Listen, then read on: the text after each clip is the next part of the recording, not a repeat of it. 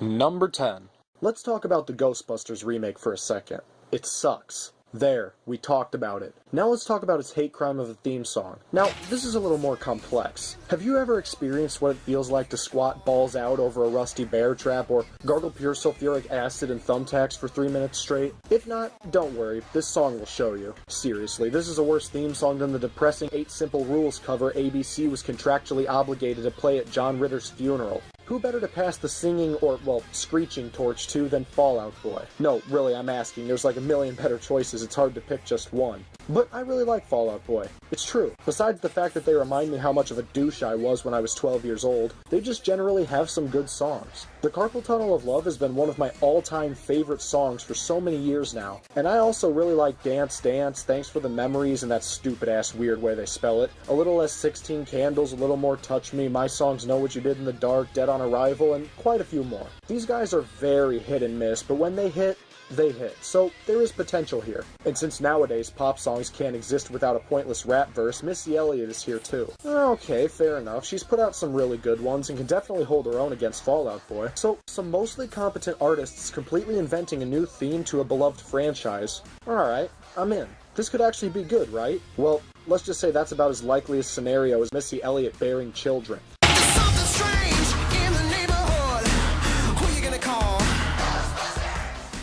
Oh, so this is why all your fans listen to Panic at the Disco now. Seriously, they were on Suicide Squad, and when the album sales come in, you guys are on Suicide Watch. What happened to your credibility? You made an album called Save Rock and Roll, and what's happened since then? Lou Reed died, Twisted Sister split, Lemmy died, David Bowie died, Prince died, Miley Cyrus collabed with the Flaming Lips, and you guys headlined the theme for a scathingly unfunny box office flop that left theaters in less than 2 months with that old chick from the Alec Baldwin commercial. Great job, guys. You finally did it. You saved rock and roll. But I'm not gonna lie. In their heyday, Patrick Stump had a very unique sound in terms of his vocals. It was very high energy with an array of pitches that could change in a split second if the track called for it. It worked really well with not only their extremely upbeat pop tunes that made them a household name, but also with their slower songs and more serious rock ballads too. It's a big reason his band earned much of the success it got and why it works in general. But that's cold comfort when these days he's sounding more like a dolphin in the middle of a dentist appointment. Seriously, it sounds like he's getting fucked in the ass by whatever Pete Wentz has in place of a dick. Yes, it's true.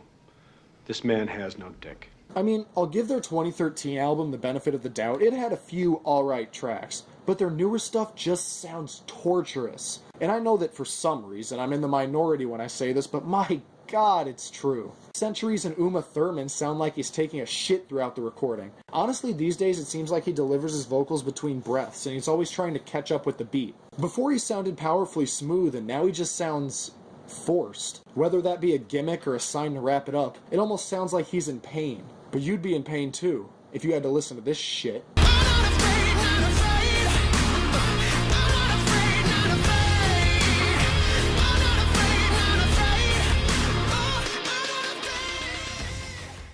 Lovely singing voice you must have. Good God, this song makes me want to turn myself into a ghost. This song is more overblown than Harold Ramis's Blood Vessels. But joking aside, this is one of the more incoherent songs from this past year, and trust me, there'll be more where that came from on this list. I mean, this just sounds like noise. A random collection of unsteady, unfocused, jarring noise. Which makes this track that much more of a missed opportunity. And not only that, but borderline disgraceful. Ghostbusters is above all a memorable franchise with a memorable theme song. Is it cheesy? Sure, but as was the time. We all know the beat, we all know the lyrics, and it stood the test of time. So, why is this song throwing drowned out bass flows, repetitive vocal noise, and overloud drum riffs at us from every direction? Shouldn't it be giving us something catchy and memorable rather than grating and easily forgettable? Like seriously, this song is a horrible, poorly marketed, vaginal disgrace to the original product. Who directed it? Paul Feig? You're seeing things running through your head.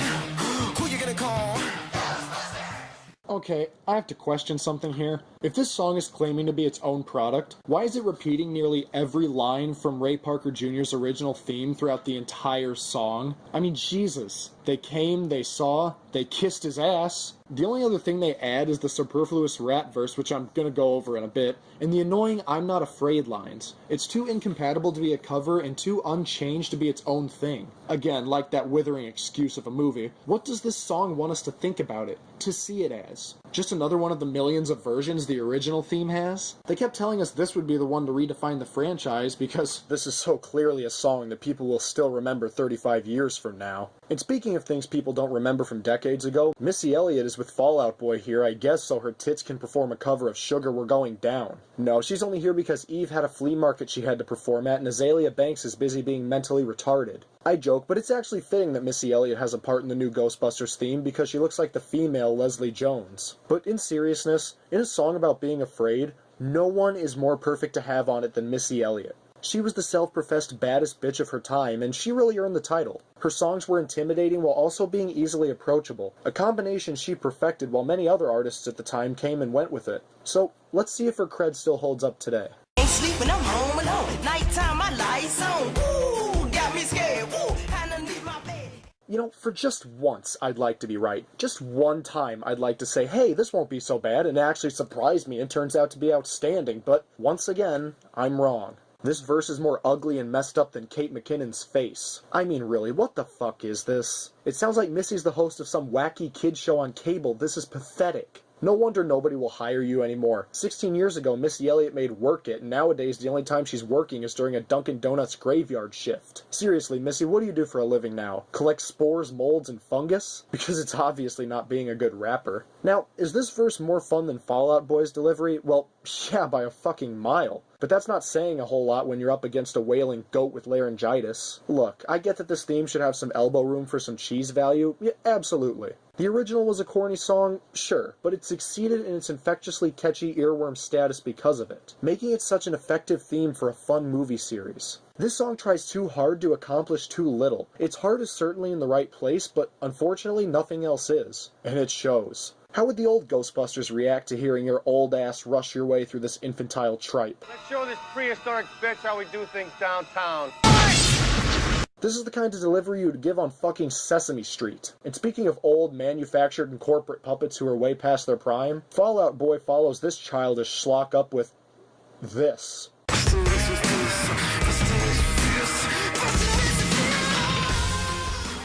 Being the upstanding young delinquent that I am, I think it'd be in all our best interests if I abstained from commenting on that line. I will say, though, that this line is about the only thing here that's genuinely fitting for the new movie. Because, yeah, these new Ghostbusters love to bust. At the box office. So, all in all, this song is like No Man's Sky. A boring, repetitive, poorly made mess that caters to only the lowest of expectations and insults anyone with even a shred of an attention span. 18.6 quintillion universes? Impressive if I didn't get bored in 18.6 seconds. Give me a break. The only thing successfully resembling Ghostbusters about this shit is how ghastly the members of Fall Out Boy look these days. I mean, come on. Pete Wentz? You used to be this big pop culture icon, but now you look like Joey Fatone fucked Daniel Baldwin, bashed him in the face with a hot baking pan, then dipped his head in a vat of cat urine. And Patrick Stump, it's a good thing your songs know what you did in the dark so they don't have to see your ugly-ass face. You're a 37-year-old man who still gets his tips frosted and buys his complete wardrobe from Hot Topic. Seriously, how long has it been since you had a hit people actually cared about? Centuries? Look. Avoid this song at all costs. If you want a monumentally better version of the Ray Parker Jr. classic, check out the Hoobastank, Run DMC, or even the Walk the Moon versions of this song. Fuck it. Why not even just listen to the original version, too? Until then, don't watch the movie, don't listen to the song, and support music by buying Fall Out Boy's newest album, then burning it so there's one less copy in existence. Number 9. Dessert by Darwin. Not Darwin, mind you, just Darwin, without the R. R as in ripoff, which is basically what this guy is. Seriously, Darwin's shtick is crustier than the underside of the Toddlers and Tiaras judges table. This guy is what you get when somebody hears Jason Derulo and says to themselves, okay, this is way too fun. How can we make this sound more like the greatest hits of an optometrist's waiting room? Jesus, this guy is so apathetic. Is droll rambling an enticing form of music now? I mean, honestly, is this shit good? You know that one kid on Snapchat that lip syncs to shitty rap songs trying to look famous, but in reality he can't sing for shit? That's what this guy reminds me of. Unfortunately though, he doesn't lip sync here. He actually tries to sing. Or, well, by sing, I mean goes against every whim of his being to not emote for 3 minutes. It's pretty pathetic, actually. This guy is legitimately one of the top 3 most boring singers I've ever heard in my life, let alone this year. So let's see why people forgot about this song quicker than Ronald Reagan forgot everything. They can imitate you, but they can't duplicate you. Cause you got something special that makes me wanna taste you. God, this song is dry, lifeless, and not fit for human exposure. You should have named it Desert. Throughout the song, you'll notice that Darwin tries to coin the phrase dessert without ever explaining what it is. Obviously, it's something crudely sexual, I think. If you're going to use that as your shitty song's sole gimmick, why don't you give us some context instead of lazily and honestly very creepily implanting it into every few lines? Are we at the point now where rap artists are just picking and choosing random words to correspond to females' body parts? Like, I don't know, we're going to use the word book for ass now. Hey girl, let me read that book of yours. Put my bookmark all up in there. I'm gonna put you down for a few weeks and eventually forget about you. This joke is done now. But that's still about as sound of logic as fucking dessert. And how about these vocals, huh? They sound not only monotone, overly processed, and off-key, but just unprofessional. It legitimately sounds like every line he delivers is the first time he's reading it. God, what a wreck this all is. Seriously, the only thing this guy has in common with an actual musical artist is the fact that he looks like Bobby Valentino got caught in a grease fire. And I also love how sporadic and ultimately pointless the background vocals are. It's like they knew this guy's singing was so punishingly tuneless that they needed to try and drown it out, but only every once in a while. As if just to remind us that this is what we're listening to. Like sticking a dog's nose in its own excrement and then taking it out for a second to scream at the animal before shoving it back in there. Sure, one of them is arguably worse than the other, but they're both pretty shitty. And what can you even say about this childish beat? It sounds like rejected Little Big Planet background music. But in their defense, at least Sackboy has a better voice. Get it? 'Cause he doesn't talk? I hate my life! What you gonna do with that dessert? Do what, dee da, dee da, dee da. Do what, do da, dee da, do da, dee da. Do what, do da, dee da, do da, dee da. Murder that, dance up. Did you guys know that there's a really simple trick to remember the different spellings of dessert versus desert? Yeah, it's actually very interesting. When you're spelling dessert, always remember that it has two S's in the middle for something sweet, while desert only has one. Oh, what, you don't care? Well, I'm sorry. I felt like I should do something productive with my time since this bass drop is literally boring me to death. My god, even with bad dubstep songs, it's a challenge to make the drop. The part that the rest of your song is building up to, totally unstimulating. This fucking sucks. The Benghazi soldiers had a better time watching Hillary Clinton become president. That joke was written in simpler times, people. The paper shredder you used to dispose of Trey's Songz copyright infringement letters could produce a better beat than this. You know what? I have a few things to say about this. One, as stated before, this drop is godless, ear-piercing tripe. Two, stop trying to make dessert a thing. It's fucking stupid and embarrassing. It will never be a thing. Khalees tried to make Milkshake a thing, and 12 years later nobody remember who the hell she is. Hell, she's probably at a Steak and Shake somewhere selling milkshakes now. Three, how apparent is it that this is so clearly trying to be the next big DJ Snake-inspired beat of the year? It has this manufactured facade of life to it, and on top of that, it's just so jumbled and unremarkable to boot. But is it honestly surprising that a song so stupidly trendy and unoriginal was written by the guy who got his record deal through Vine? Which is fitting because it usually only takes about 6 seconds before you want to turn his music off. The only thing looping during his vines are the nooses around his viewers' necks. This song is so goddamn terrible. I cannot stress this enough, people. Darwin is one of those artists that it's so apparent is only doing this by the books, obnoxiously safe, formulaic, dance fad wannabe because hey, it worked for hundreds of other brainless hacks who are better than me in every measure. Why not? I can do it with half the effort. Well, in terms of the people that loved this song for half a week, then secreted it from their memory banks, I guess he succeeded. I mean, do you hear any soul here? Any passion?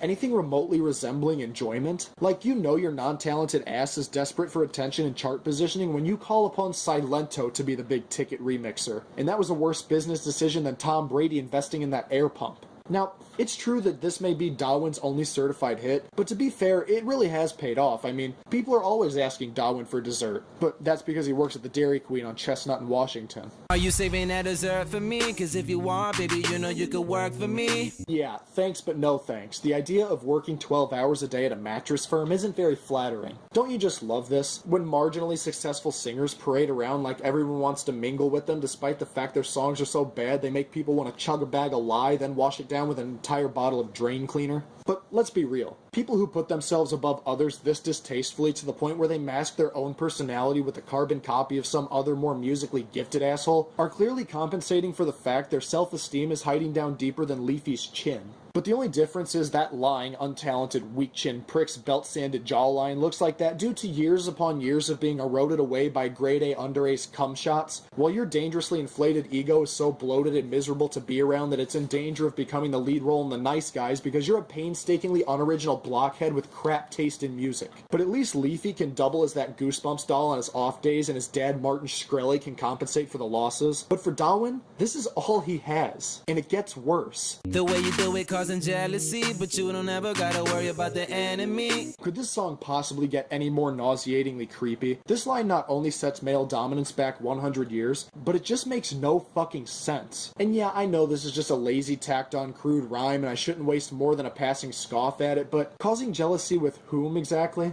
If she isn't yours yet, as stated less than 2 seconds ago, it obviously isn't other guys. Other women because they envy how she looks? Like, this song is so goddamn vague, with the singer who's so tepid and forgettable, so much so that this song isn't even passably distracting. What are you, a pimp or something? Because honestly, that's what this sounds like. No, yeah, I guess he can't be, since pimps can actually land more than one hit at a time. What's the enemy in your case, Darwin? Tax collectors? The fact that people can hear? The passage of time? Every rap artist ever's existence? No, he's an entitled rap artist, following all the rules of these types of songs without adding anything novel or untried to the formula. So the enemy to this girl is ostensibly anybody who isn't him. Yeah, don't worry about any other guy but me, even if you don't want to. Real modern-day Casanova. But what Darwin doesn't realize is that this crappy-ass song is doing the opposite of what he thinks it's doing. When women hear this song, they practically fling themselves at other guys who are driving 70 miles an hour down the highway. They try to do it like you, and they get mad cause they don't do it successfully. Huh, like the way you tried to do it like every other charting drop song before you with this, but only peaked at 68 on the Billboard Hot 100? Yeah. Midget stalkers have peaked higher than you cripplingly uninteresting hack. It's such a nothing song, but somehow it keeps trudging along. Darwin, you're like Chris Brown. And Drake. And Jason Derulo. T.I., Future, YG, Wiz Khalifa, 2 Chainz, A$AP Rocky, and literally every artist that crudely mixes rap and pop ever. But to be fair, there is one difference between you and them. They're all better than you. Okay, well, maybe not Future, but you get the idea. This song is just the same 2 or 3 formulaic, uninspired verses tepidly repeated ad nauseum for this song's mercilessly overlong runtime. Not to mention that it's just plain creepy in spots. This song is more thinly written than America's gun laws. I mean, fuck, this is the worst dessert I've experienced since the Zapoli at Olive Garden. Shit tastes like cardboard dipped in motor oil. Actually, you know what? This song gives all desserts a bad name. In fact, it's a good thing Gene Wilder forgot about all the desserts he was surrounded by in Willy Wonka, or else he'd have heard this and been grateful that he had Alzheimer's. But at least that guy could sing about desserts. This guy sounds like J. Cole in the middle of an aneurysm. What am I even doing here? I'm talking about a guy whose Wikipedia page is 4 sentences long. Maybe next year I'll be talking about the guy who wipes down the tables with a wash rag at a Chicago Sonic. No, you know, that'd be too interesting. But you know what? Shame on that guy. Because while he's being paid minimum wage to throw away used trash, this guy is getting paid millions hand over fist to take that same already used trash and recycle it once again. To find a new meaning, to give it a new purpose. Thank you, Darwin. Your tenacity and unwavering virtuosity in the art of making unlistenable, mind-numbing, stomach-wrenching shit tracks that are analogous to the 3-day-old remnants of a greasy C-grade fast food joint in the inner city projects is exemplary. And I, sir, commend you for it. So while you're hard at work blowing Chance the Rapper and prepping your greatest hit album, let me just say, Darwin, you are both a hero and an inspiration to garbage and general flareless mainstream coattail riders everywhere. From the bottom of my heart to yours, Darwin, you suck. Hard. Number 8. Last year I reviewed a song about a hoodie, and this year I'm reviewing one about a sweatshirt. Stay tuned for my 2017 list where I'll be reviewing a song about a fucking fashionable neck scarf. This is one of those teeny boppers who feel like pretending to be a musician for a day that everyone shits on for a couple months then moves on from. But this one is different. Now, it's a given that these fucking travesties always manage to get popular because people can't look away from an accident. I mean, this song blew up faster than the Galaxy Note 7. But I'd rather have both my pockets drenched in scorching battery acid than accept the fact that this kid isn't just one of those one-hit-and-run proverbial ear torture porns. He's still going. And people are taking him seriously. Now, not people with half a functioning cerebellum in their skulls, of course, but he's consistently releasing them, and they're charting. And higher each time. Now, higher in Canada, of course, because those people will make cheap, rubbery macaroni, a dumb, overrated sport people only watch for the fights, and an old widow with raccoon eyes who hasn't made a listenable song since 1997 big-ticket attractions. This is a song that makes me want to commit violent, unspeakable acts against humanity. Which reminds me, let's get on to this violent, unspeakable act against humanity. Chilling with hair tie, no makeup with some sweatpants on. You know I can always be that guy. You can think about me all night long.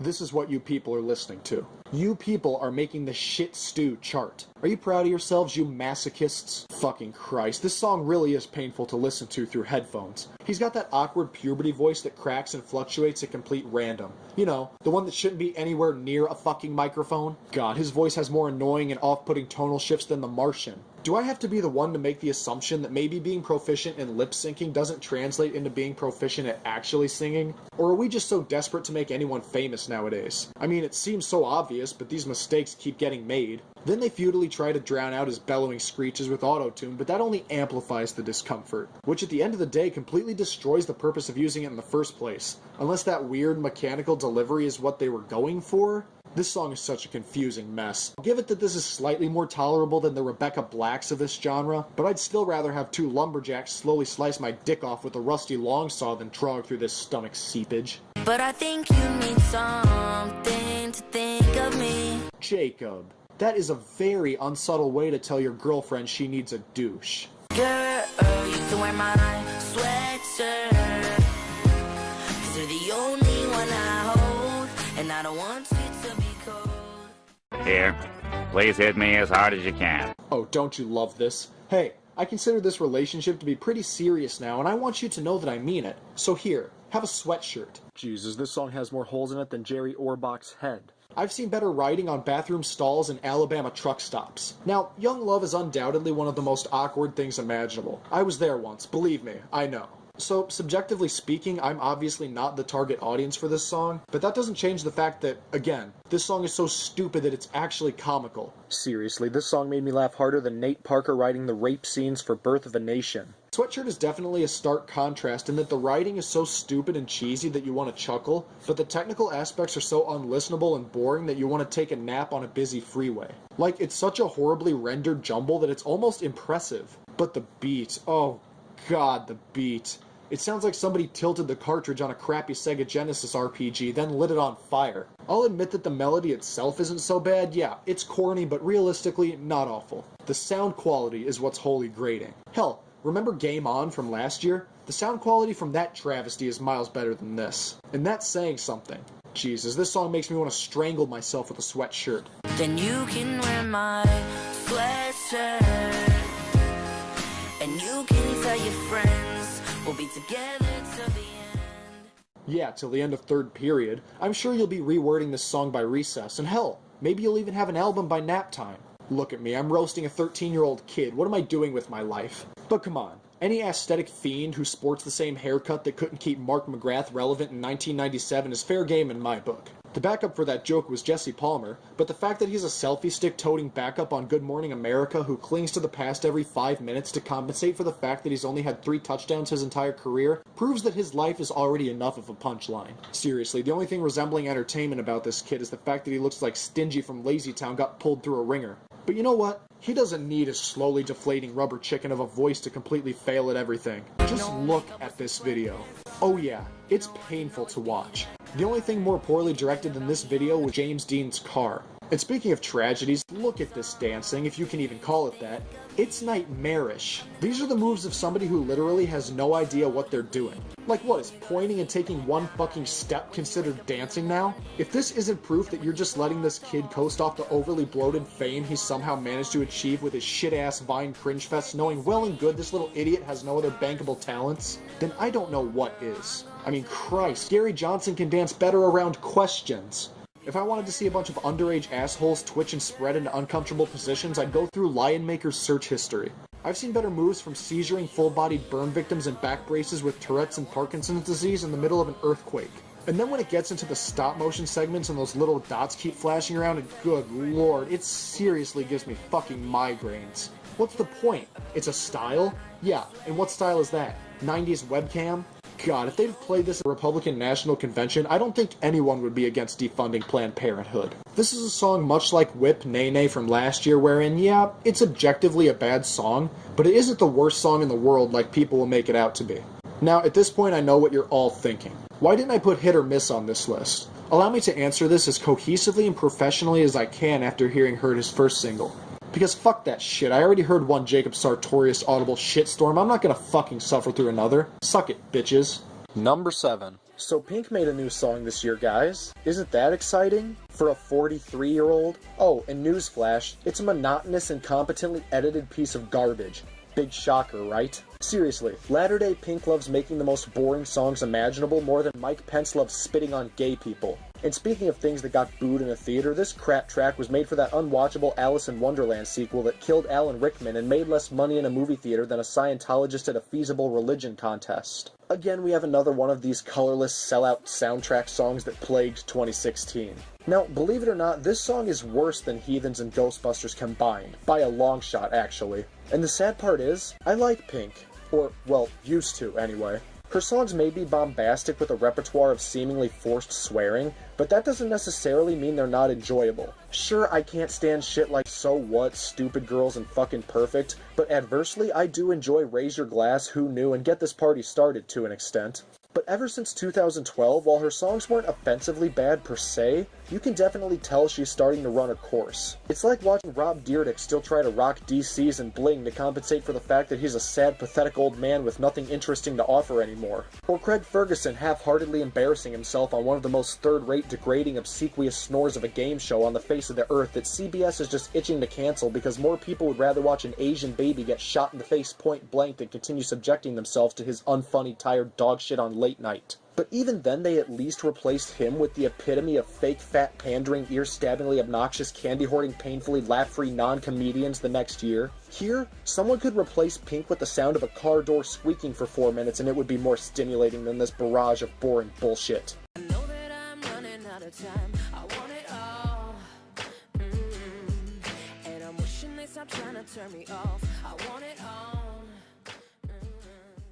Jesus, I'm ready to turn this song off. How much more apathetic can you get? Like, goddamn, Darwin, I'm sorry for all that shit I said, but okay, no, I'm not. But still, this is sad. Your voice is flatter than the characters in Fantastic Beasts and Where to Find Them. And this beat is all but putting me to sleep right now. Fuck me, who divulged this inexcusable hacking? Good Charlotte in 2004 if they were all non-ironic hipsters who didn't know how to make music to save their lives? And already you can tell that this is another one of those vague, underwritten charts for angsty teens to relate to anything they think is against them in life for the current 10 seconds. Yeah, Pink, you want it all, alright. Except dignity, energy, personality, good lyrics, an appealing sound, stimulating flow, and a tolerable movie to perform it all for. Just like fire, burning up the way. If I could light the world up for just one day.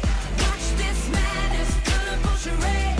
No one can be just like me anyway. Okay, where do I even begin here? Well, 1, what the fuck does this mean? Seriously, I get that this is a complete corporate fucking shill, as is that bastardization of a movie no one asked for, so it can't be totally well written, but this entire goddamn song is empty metaphors and by-the-books pop cliches. Like, right now, there's probably a confused group of arsonists listening right now wondering if this song was written for them. 2, am I the only one that thinks maybe Pink wasn't the right choice for this? Her voice is just so plain here, and this track is practically begging to be delivered with more energy. I mean, really, Pink's enthusiasm is less convincing than Johnny Depp's performance. At this point, we ought to just change the exclamation point in her name with those 3 dots that indicate some form of slowdown. 3, this beat isn't so much an actual beat as it is a thin excuse to mix up a bunch of random silly noises together for 4 merciless minutes. Poof, but that's not even the worst of it. Look, I came here to run it, just cause nobody's done it. Y'all don't think I can run it, but look, I've been here, I've done it. So, nobody's done it, but you've done it, and people think you can do it again? And what even is it exactly? And what are you running? And makes sense, goddammit. Jesus, I wanted to see this song fail more than I wanted to see price-hiking bitch Heather Breast shove an infected EpiPen up her cunt. But no, of course you deviants made this opaque waste chart. I don't get it. There's absolutely nothing going for this song. It's just another unlistenable, cardboard, ungodly amalgamation of substandard lyrics, noxious beats, and abusive production that would make even mundane moron Meek Mill want to crawl up from the mausoleum he and his career reside in and drive to a music institute. Yeah, so this song's more nauseating than a hot, heaping dumpster fire, and there's not even more to say about it. It's just a big, fat disappointment. Seriously, fans of the original bile bucket of a movie, and even the original stories in general, were so excited to see this amp up what would be one of the single worst movies of 2016. It was doomed from the start. So, needless to say, this song crushed more hearts than Anton Yelchin's Bumper. But you know what never had a chance to begin with? Number 6. Really Really by Kevin Gates. And as you can probably imagine, this song really sucks. I mean, how can one describe the musical stylings of Kevin Gates? Well, just imagine if Lil Wayne had no teeth, a shittier act, and was constantly choking on a Pez dispenser. Kevin Gates is another one of those overrated, clenched teeth rappers with monotonous flows and store-bought lyrics who somehow always manages to receive critical acclaim. In fact, the blurred line between constructive criticism and blind ass-kissing has gotten to the point where critics are praising his albums not because of what he says, not because of how his music sounds, but because he seems like a pretty cool guy in general. What a cop-out. The members of Pink Floyd are pretty cool dudes, but that doesn't excuse the fact that every album they belched out after The Wall was a torturous, lifeless pile of sun-baked armadillo shit. But I digress. Kevin Gates has been hailed as the professed king of mixtapes, as in, you listen to the tapes, then you want to mix them in a blender. And to solidify my contempt for this lyrical deviant, listen to this strenuously overlong bragging session that sounds like a Fetty Wap tape played broken, backwards, and underwater. All my diamonds shine, 'cause they really diamonds. Bad bitches in line, they be really trying. They ask me if I'm high, I say really. Got money on my mind, I say really. Gaudy jewelry, used up skanks, marijuana, and money. You literally just used the 4 biggest rap cliches in the first 4 lines. And don't worry, Kevin has many more stock tropes up his sleeves because that's about 95% of this threadbare piece of shit. Seriously, you've ripped through more colorless lines than Corey Ames' coke pipe. Oh, and this is our chorus, by the way. Yeah, this is what we wait the entire rest of the song for. Real exciting, isn't it? Christ, I haven't been this bored since I sat through that stupid-ass, pointless Jason Bourne cash grab. Seriously, the most exciting part of that ignominious drag was when the person 3 rows ahead of me dropped their popcorn. And like the performances in that movie, this song is also lifeless, dull, nearly incomprehensible, and just plain unenthusiastic. This is a song that is slogging on purpose. The way the vocals just kind of fizzle out is the clear intent of Kent Jones and not just some poor production choice. But don't get me wrong, the production here is god-awful too. The fucking Columbine shootings had cleaner production than this. So, we know this song is about as riveting as an old person shitting themselves halfway through a game of cribbage, so now let's move on to some of the witless lines Mr. Gates has to offer. Make 'em believe, I made 'em believe. A lyrical songwriter and he could sing. Oh, no. You sound like a stoma fucked one of those 99-cent auto-tune apps. Internal decapitation would literally be more appealing than listening to your boring robotic delivery any day. Bringing in money like raking in leaves. I was just trying to get paper to sneeze. Achoo! That was a blessing. Okay, 1, that line was stupid. Don't act like that was witty or anything. It wasn't. It was fucking dumb. 2, you're a moderately successful artist at best that people only really started to pay attention to a few months ago. You don't have all this disposable income that you claim you do. If somebody like Snoop Dogg sang that, okay, I'll buy it. It wouldn't be any less bombastic, but whatever. The only reason you're saying it is because it's the cool thing to do. There's no believability here. If you're gonna make this big, overcooked ballad about how wealthy and profligate you are, add a little bit of yourself to it instead of just saying what everyone else has already said for years. Or else you'll come off as just another face in the crowd reusing this facade to absolute death. Already this song has no credibility. Your lies are more overblown than America's military deficits. And speaking of collateral damage, let's continue Kevin Gates declaring war on my ears. I don't look at her special. Actually, I treat her regular. Not being seen, we not making no spectacle. Wait a minute. No. Back that shit up for a second. There's a clear goddamn difference between not living some haughty, over-the-top relationship and willingly treating your girl like shit. You don't make a spectacle out of your love. Okay, totally understandable. But you don't look at her special? You treat her regular? That's purposefully going out of your way to put her down. You can have a humble little romance and still look at her like she fucking means something to you. You can still treat her to surprises and hell, anything above average, because if you have a partner who you don't treat better than anyone else and never look at her like you love her, what's the point? Like seriously, what the fuck is the point to all of this? And look, I know it's only there because this lazy puke and his peanut gallery of incompetent half-witted writers thought it was an easy rhyme, well, for the lowbrow dipshits who enjoy this disparaging crock of shit anyway because they don't even come close to rhyming, but the fact that you are proliferating this behavior to be seen as something cool is frankly appalling. Seriously, if you really don't want to be seen, just join the cast of The Good Place. Oh, but don't worry, he still uses her for all the sex his overinflated ego desires. Don't you have a daughter? In fact, you say flat out in the first 10 seconds that she'll love this one.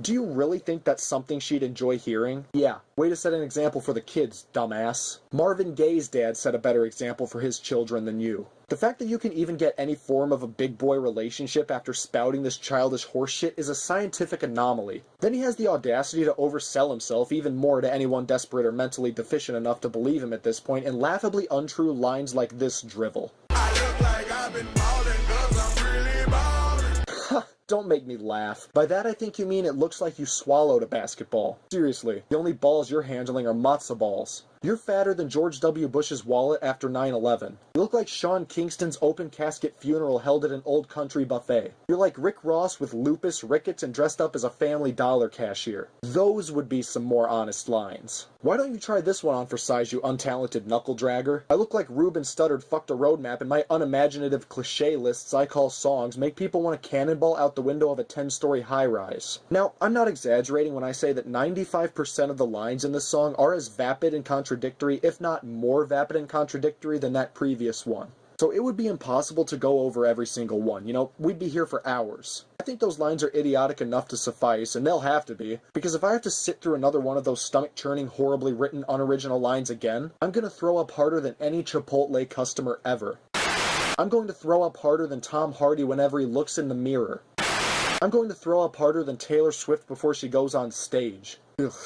Yeah, that one'll work. You know, I find it so ironic that this album is named after the Islamic word Islah, which means to make better, even though this is one of the worst abominations I've heard all year. But in retrospect, I guess it does make sense after all. You converted to Islam, made this bomb, and the 72 virgins you got were your fans. This song is such a horrible attack on humanity that it premiered on the 7 o'clock slot of Al Jazeera behind the car bombing and decapitation videos. This is such a despicable track. In its abhorrent vocals, humdrum beat, laundry lists of tired rap tropes, deplorable subject matter, and all in all it sucks more than Shane Dawson in a VidCon bathroom. Not to mention it's filled with more lies and inconsistencies than Donald Trump's tax returns. But like the worst of them, we can only go deeper down the Kevin Gates of hell. We're only halfway through this list and already I want to stab myself in the jugular with a broken car jack. And trust me, after you hear this next song, you will too.